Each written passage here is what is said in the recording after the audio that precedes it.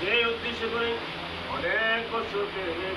সবভাবে সুন্দরভাবে এরা পরিচালিত হয়েছে এবং আমরা আরো দোয়া করি দীর্ঘদিন যেন সুন্দরভাবে করতে পারে